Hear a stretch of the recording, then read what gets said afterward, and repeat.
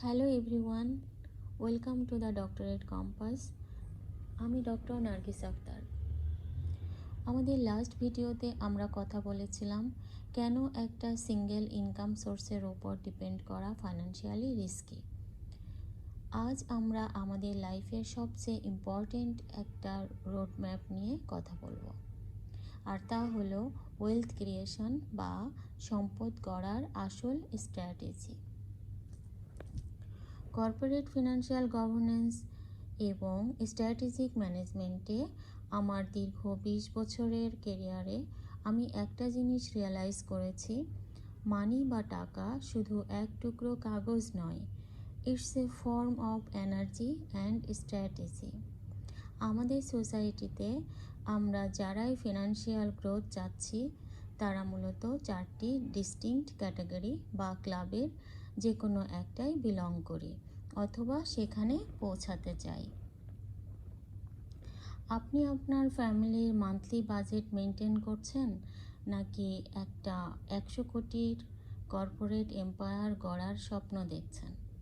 সেটা বড় কথা নয়, বড় কথা হলো আপনি কারেন্টলি কোন ক্লাবে আছেন এবং নেক্সট লেভেলে যাওয়ার স্ট্র্যাটেজিটা আপনার জানা আছে কিনা। আজ আমরা ডিকোড করব ফ্যামিলি সেভিংস থেকে কিভাবে এলিট 100 কোটি টাকার ক্লাবে পৌঁছানো যায়। Let's break it down. Category 1, personal and family finance, the stability phase. আমাদের প্রথম ফাউন্ডেশন বা স্টার্টিং পয়েন্ট হলো পার্সোনাল অ্যান্ড ফ্যামিলি ফাইন্যান্স। আমাদের দেশের অলমোস্ট 90% মানুষ এই ক্লাবেই বাস করেন।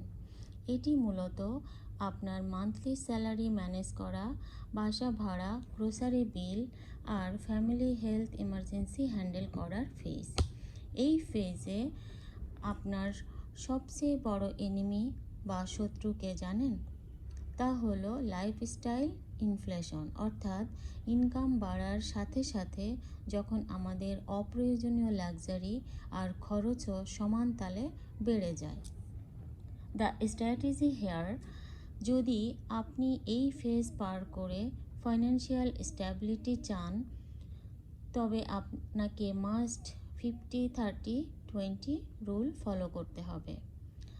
আপনার ইনকামের 50% যাবে অ্যাবসলিউট নিড বা প্রয়োজনের পেছনে, 30% ওয়ান্টস বা শখের পেছনে, আর বাকি 20% হাত দেওয়ার আগেই অটোমেটেড সেভিংস বা ডিপিএসে চলে যাবে।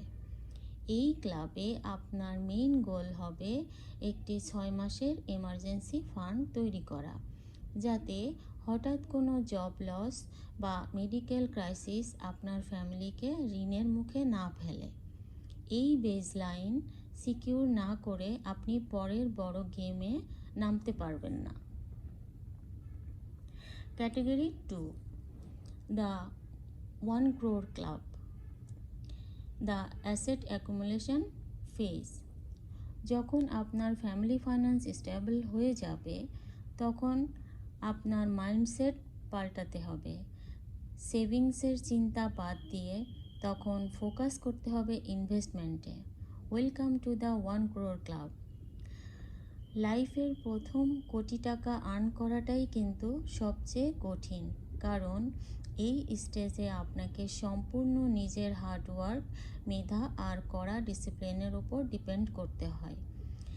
একটা গোল্ডেন রুল সবসময় মনে রাখবেন, শুধুমাত্র ব্যাংকের সাধারণ সেভিংস অ্যাকাউন্টে টাকা জমিয়ে কিন্তু কখনো ক্রোড়পতি হওয়া যায় না।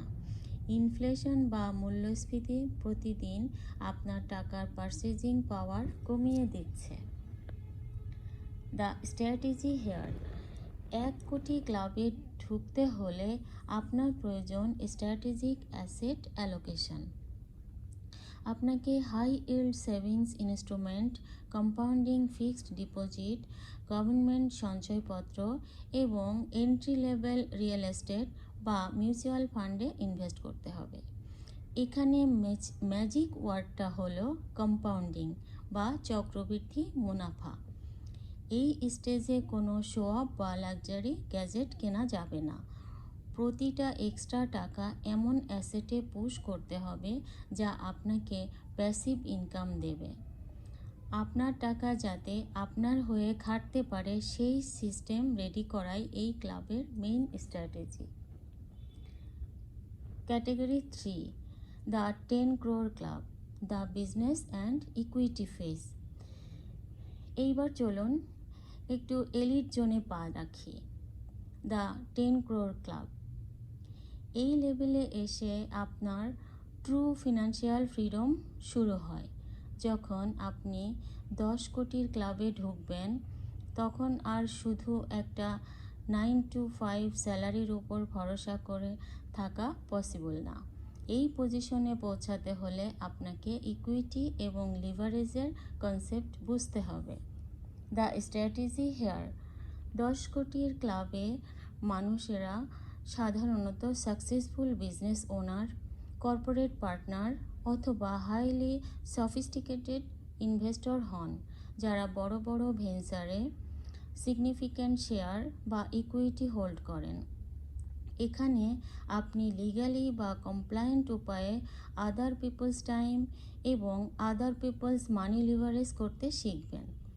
আপনার পোর্টফোলিও তখন ডাইভার্সিফাইড হবে commercial real estate, high growth stock market এবং startup angel ইনভেস্টিংয়ে।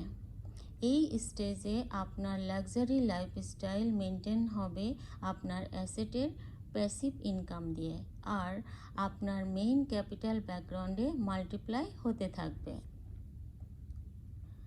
Category 4, the 100 crore club, the legacy and governance phase.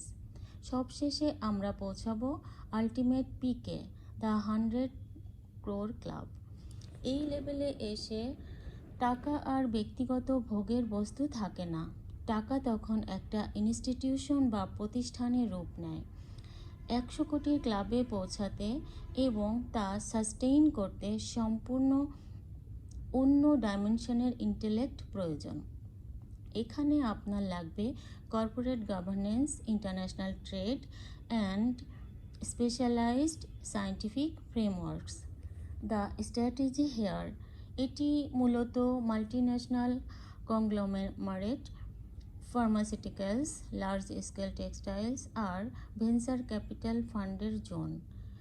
100 কোটি টাকা ম্যানেজ করার জন্য আপনার প্রয়োজন আনঅ্যাসেলেবল ফাইন্যান্সিয়াল কমপ্লায়েন্স। একটা ভুল সিগনেচার, একটা রেগুলেটরি ব্লাইন্ড স্পট অথবা একটা নন কমপ্লায়েন্ট ব্যাংকিং ট্রানজ্যাকশনের মুহূর্তের মধ্যে একটা পুরো এম্পায়ারকে কলাপস করে দিতে পারে। এই ক্লাবে সম্পদ শুধু জেনারেট করা হয় না, বরং প্রাতিষ্ঠানিক ট্রাস্ট, গ্লোবাল অ্যাসেট এবং হিউম্যান রিসোর্সকে এম্পাওয়ার করার মাধ্যমে একটা পার্মানেন্ট লেগেসি বা ঐতিহ্য তৈরি করা হয়, যা জেনারেশনের পর জেনারেশন টিকে থাকে। সো একটা সাধারণ ফ্যামিলি বাজেট ম্যানেজ করা থেকে শুরু করে 100 কোটির কর্পোরেট এম্পায়ার ডিরেক্ট করা, ফিনান্সিয়াল লিটারেসির বেসিক প্রিন্সিপাল, কিন্তু সেমি ডিসিপ্লিন, কমপ্লায়েন্স এবং স্ট্র্যাটেজিক ভিশন। আপনি কারেন্টলি এই 4টা ক্যাটাগরির কোনটায় আছেন? আর আপনার আলটিমেট গোল কোন ক্লাবটা, তা অবশ্যই নিচে কমেন্ট করে আমাকে জানান। আমাদের এই সিরিজের নেক্সট ভিডিওগুলোতে আমি এই 4টা ক্লাবের প্রতিটার জন্য একদম প্র্যাকটিক্যাল ম্যাথমেটিক্যাল ব্লুপ্রিন্ট শেয়ার করব। আমরা জানব 1.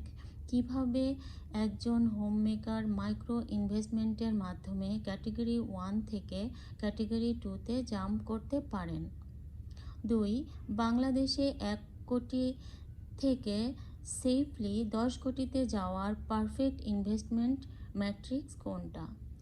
ভিডিও ভালো লাগলে লাইক করুন, শেয়ার করুন এবং লাইফের সঠিক ব্যালেন্স খুঁজে পেতে সাবস্ক্রাইব করুন দ্য ডক্টরেট কম্পাস। নিজের মানসিক শান্তি আর প্রকৃতির যত্ন নিন। দেখা হচ্ছে নেক্সট ভিডিওতে। Thank you.